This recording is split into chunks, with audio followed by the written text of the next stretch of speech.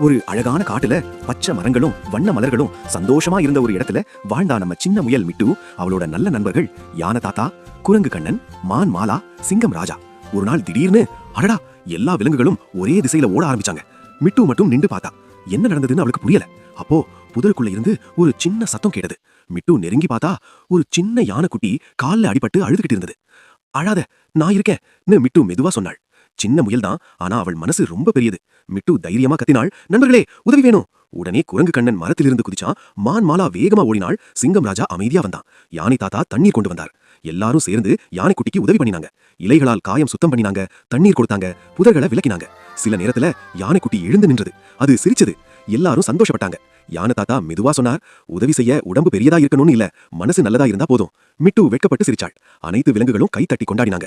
வானத்தில் ஒரு அழகான வானவில் தோன்றியது. இந்த கதை உங்களுக்கு பிடிச்சிருந்தா லைக் பண்ணுங்க, ஃப்ரெண்ட்ஸ் கிட்ட ஷேர் பண்ணுங்க, சப்ஸ்கிரைப் பண்ண மறக்காதீங்க.